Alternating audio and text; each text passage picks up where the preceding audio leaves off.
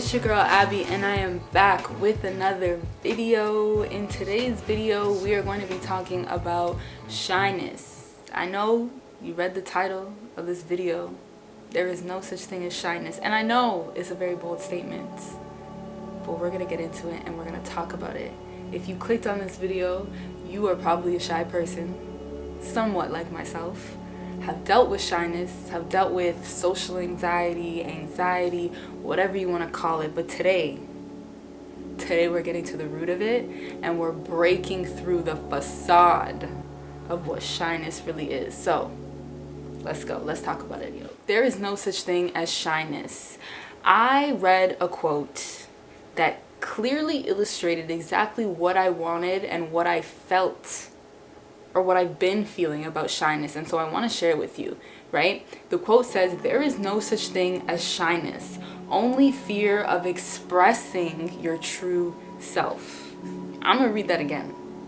There is no such thing as shyness, only fear of expressing your true self. And so after I read that, I said,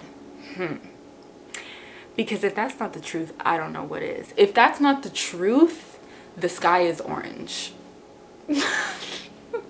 Like, it's just the truth, right? And so I was like, okay, well, let's search up the definition of shy. What does it mean to be shy? And so here it is: being reserved, or having or showing nervousness or timidity in the company of other people. And so it doesn't say that shyness is being reserved, or shyness is having overall nervousness or timidity on your own. It says it's all these things, but within the company of other people. And so when I read that definition, I was like, okay, so the picture is being put together. The picture is being illustrated in that shyness happens when we are around other people.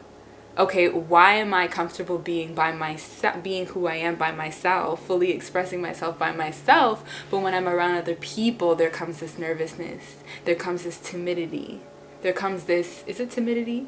Yeah, timidity. There comes this overall anxiety that rushes over my body, and it is because we haven't fully accepted who we are. So for me, I can definitely relate to this, because growing up, I have always been shy. And why I say shy in quotations is because when I'm around people that I'm super comfortable with, like my siblings or my close friends or any of my family members, I am like totally myself. There's not an ounce of shyness within me.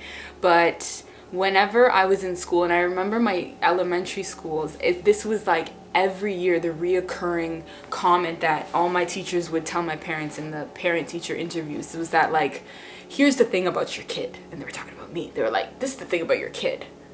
She is so quiet in class. Like, we don't get a word out of her. It's not that she doesn't know the answers to things, or that, you know, she's like a dumb kid or anything. She's not. But she's just so quiet. She doesn't participate. That was always the thing. She doesn't participate. She needs to participate, right? And my teachers would say all these things. She's so quiet. And they would always say, she's so quiet in the classroom, but when we see her out at recess, she is wild. Like, it's like two different people, right? And I was like, did you guys want me to be wild in class? Like, I don't know, you want me to be rambunctious in the classroom? What do you guys want?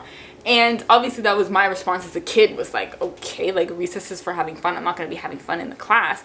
But really, when I take it in, it wasn't that, you know, I didn't want to have fun in class. I didn't want to express myself in class, whatever. It was that I had a fear. I had a genuine fear of, like, being who I was in a classroom setting where things were very focused on, like when it comes to, like, answering questions. I had a fear of, like, raising my hand and saying the answer, because I was like, well, what if I'm wrong? Like, that's embarrassing. Or I had a fear of, like, reading, you know, when you had to read out loud. That would literally give me anxiety. Like, I was the kid reading my lines before it was my turn to read. Like, can you imagine? And that was because I was afraid of, like, looking stupid. I was afraid of, like, looking like I didn't know what I was doing, right? So that's my experience growing up with shyness, and that, like, carried on all throughout elementary school for me, right? So how can we gain confidence to express our true selves? Because essentially that's what it requires. It requires a confidence and a knowing and assurance in ourselves in order to carry that confidence into every room that we walk into, right?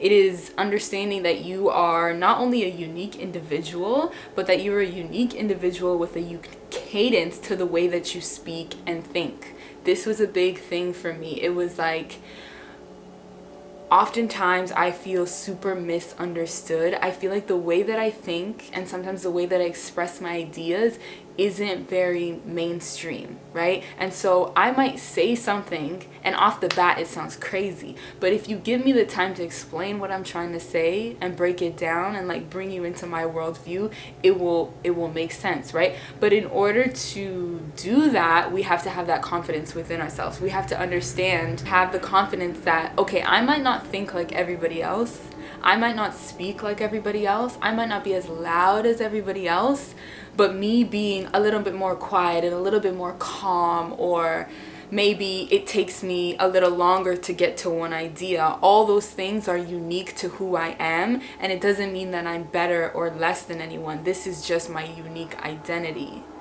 The way that I speak has a unique cadence. The way that I think has a unique cadence as well. Do you get what I'm saying?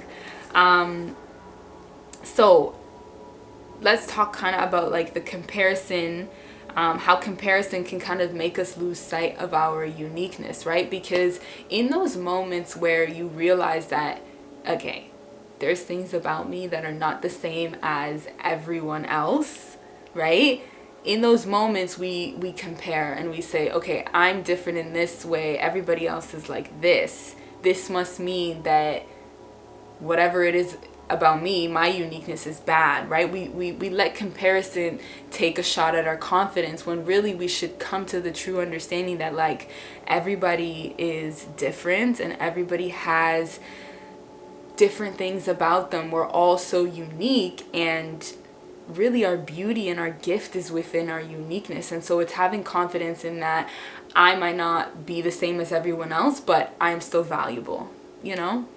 So, and that's why they say like comparison is really like the thief of joy, because you're comparing yourself with, you're comparing the way that you speak to everybody else. Meanwhile, the way that you speak could be like the greatest gift that you have. Or you're comparing the way that you look, because maybe you live in a neighborhood that, you know, the other kids don't look the way that you do, and now you feel shame for the way you look. I know for me, I dealt with that a lot because I grew up in predominantly white schools, and nobody had hair like me. No one had this, you know what I'm saying, kinky texture. I remember the kids used to put pencils in my hair and they'd be like, oh, it could stay? I'm like, yeah. And then they would put it in theirs and be like, but mine doesn't. And I was like the laughing stock, you know what I mean? And in those moments, we can really compare ourselves. Well, why is my hair different? Oh, that must mean I'm ugly. That must mean I'm this. Meanwhile, these things are the very thing that set us apart, that make us like beautiful, that make us who we are, you know what I mean? So that's just something that I learned, is like your uniqueness is your greatest gift, and comparing your uniqueness to other people's uniqueness or other people in general is really what will, you know, bring you in that low confidence state where you're like, well, you're like questioning yourself, right? So yeah, so it's really having a perspective shift from I take up space to the space I hold is valuable, right? So when we make that perspective shift from I take up space, meaning me being in here is like not valuable, to now understanding that actually no, me being in this room, my presence is valuable. What I bring to the table is valuable. What I bring into every room that I walk into is valuable. It might not look like what Tom, Dick, and Harry bring into the room, but what Abby brings into the room is unique to Abby, and it has value. There's space for what I have. I have something to offer just by being me, right? And so having that perspective shift really helps you walk in your confidence, really. It's coming to the understanding that you are valid. You are valid. That our opinions are valid, our presence is valid, and that you hold valuable space in social settings, right? That's a thing, is a lot of times when we're shy and we have this kind of like social anxiety, it's because we think that we have nothing to offer, right? We have all these ideas and thoughts in our mind, but we were like, okay, well, I don't want to express it because it's not that important. It's like, it's not that valuable. But it's coming to the understanding that you're valuable in social settings. You might not be the loudest in the circle, you might not be the loudest in the bunch, but actually what you have to say is valuable. And actually the energy you bring to this circle, the energy you bring to the social setting is valuable. Yeah, maybe you might be like the calm one, but that's what the group needs. Or maybe you're the loud one, that's what the group needs, you know?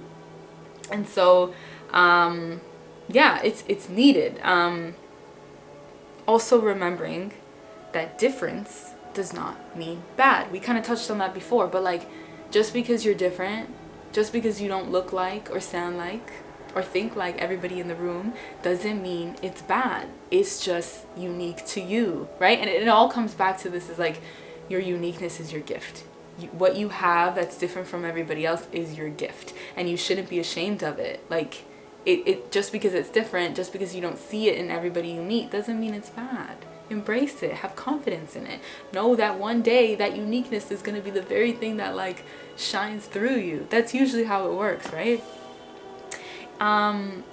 Yeah, so anyways, I just remember this. I was having a conversation with my little sister, and so it was me, my little sister, and my cousin that went out for like lunch and just a day downtown. We were having, I don't know, what did we do? We like walked downtown and got food, but anyways, doesn't matter. So at the end of the night, we get in the car, we're driving home, whatever, and my cousin was like, oh guys, like I had so much fun today, we should do this more often. I was like, yeah, this is super fun. And he was like, to my little sister, he was like, but next time, you know, like, we had so much fun, but next time just, you have to talk more. And she got very offended because my little sister, she's very like, she's one of those like creative, artistic people that are also very reserved and really shy, right? And so she has been hearing this her entire life, like, you're so quiet, why don't you talk? People say this to me too, but I've kind of grown out of it. And she was like, ugh, like, you guys are so annoying. Like, just because I don't talk doesn't mean, you know, that's just who I am. Like, I don't want to talk to make you guys feel comfortable. I'm comfortable being quiet. And I was like, okay, that's cool. Like, that's fine. But I was like, okay, but what is the reason why you don't want to talk? Because I know you have thoughts and ideas that you want to share. Why don't you want to express them? She's like, because you just don't. I was like, is that really why? Because you have thoughts and ideas. She's like, well, what if I just don't want to share them? I'm like, I mean, if you don't want to share them, that's cool. But if the reason why you don't want to share them is because you think, like, we're not going to want to hear them, just want you to know, like, we want to hear your ideas. We want to hear all your thoughts. Right? And you could see her energy change, because it was like that perspective shift, right? Because I think a lot of us have this fear of being misunderstood, right? We're afraid that if we express ourselves, people are not going to understand us. And so what do? We say, okay, well, it's not even worth it. I'm just not going to say anything because you're not going to get me. Right? And in reality, like, there is so much beauty within all your ideas. There's so much amazingness that's happening here and that's happening here. And if you were to express it to the room, whoa, imagine how much brighter that room would be. Imagine how much more fun we would have, right? Engaging with you, connecting with you, right? And not only will the room be brighter, but you'll be brighter because you had expressed everything that was here and here. And so, yeah, man, like, the fear of expressing yourself is really, it really comes from, it's really internal, right? It's your internal thoughts and beliefs about maybe yourself or maybe about other people. And that also comes into this idea that I kind of, this is my opinion, right? My opinion is that demanding that everybody understands you, or not even demanding, expecting that everybody will understand you is demanding, right?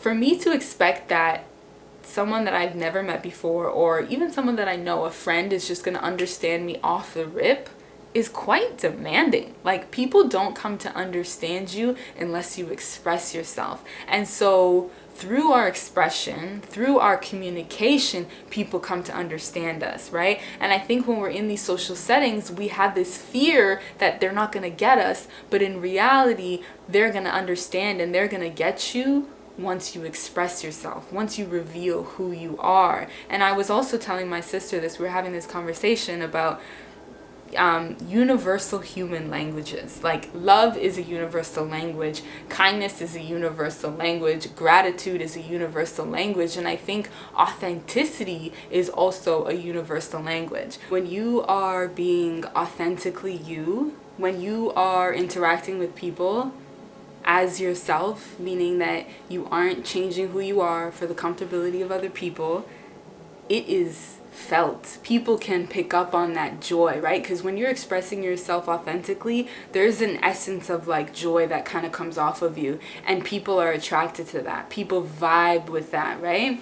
And so just remember, like, honestly, authenticity is a universal language. People are going to get it. When it's authentic, people get it, right? I know for me, I do this sometimes where like my sense of humor, not everybody gets my sense of humor. Like, my sense of humor is very Jim Carrey, very like stupid, like it doesn't really make sense, almost like dad jokes, right? But when I'm interacting with people, sometimes I'll like hold myself back and I'm like, okay, Abby, don't crack a joke, because they're gonna think you're actually like crazy, you know what I mean? Like, they're not gonna get it. But then I have to tell myself, I have to remind myself, like, no, just be you. Like, if you have a joke that you want to tell, just tell it, you know? And then I do, and people get it. I'm like, oh, you get the vibe, or they don't get it, and it's like, okay, whatever. Like, you know, they'll do, people will, they're not gonna be like, what was that? No. Or start treating you weird. They're just gonna be like, and walk away, right? But I would get so crippled in that, like, in my head, I would think that, oh, they're gonna think I'm this, they're gonna think I'm that, they're gonna think I'm crazy. When really they're just gonna like, and move on with their day, like they really don't care, you know? So just be you. And also that example too, when you do express who you are, and when you do tell the jokes that you think are funny, you make the best connections when people vibe with it. Because then you see people and you're like, oh, you get the vibe. Like, you on the same wave as me right now. You feel me. Because you get where I'm coming from, right? And then you make amazing connections, right? Like, I've made so many friends off that. That's how the greatest friendships are made. Just being you authentically and vibing off of that, right? Draw in the people that actually are drawn to who you are, instead of putting up a facade and drawing people who are attracted to the facade. Okay? So that's what it is. Before we leave this, before we end off this video, I just want to do an overall summary, right? So closing points on shyness. So I'm going to read the quote again. There is no such thing as shyness. There is only fear of expressing your true self. And so our closing points are: your uniqueness is your superpower. It is not only valid, but needed in spaces, rooms, and hearts. Expecting people to understand you is demanding. People come to see and understand you through authentic expression. Find comfort in being with you. Start expressing it with others. Ooh, that one is a good one. Find comfort in being with you, then start expressing it with others, right? Sometimes we got to take a couple steps back and say, hey, I don't have the confidence yet to be confident in front of other people. I need to be comfortable and confident just sitting by myself. And maybe that's through reading books. Maybe that's through having conversations with your tribe, your close, intimate group of friends, and saying, hey, like, what is it that draws you to me? Like, what do you value from our friendship? Because sometimes we need those reaffirming words from other people, right? And then also pouring into your cup with affirmations, right? And reminding yourself that you are valuable and you are worthy. And if you don't believe that you are valuable or worthy, you need to go seek that out. And that can be sought out in so many different ways. We're getting way off topic, but prayer is one of them. That's something that I use to really build up my self-worth, is praying that, you know, my worth becomes revealed to me. But anyways, that's a whole different topic. I want to thank you guys for watching this video. I want to thank you guys for being here. If you made it to the end of this video, I love you. I love you so much, because we're here together and I love it. So like, comment, subscribe, and I'll see you guys in another video. XOXO. Until next time. Bye. There's space for you in the field you want to get into, the career, the business, the passion project, whatever it is. There is not only a space for you, but there is a spot waiting for you. You gotta understand that what you bring is unique. Your perspective is unique. Your delivery is unique. Your passion and focus is unique. What you bring will always be unique, regardless of how saturated the field is. So bring what you got to the table, walk in there with confidence, and know that what you bring is valuable, because it is.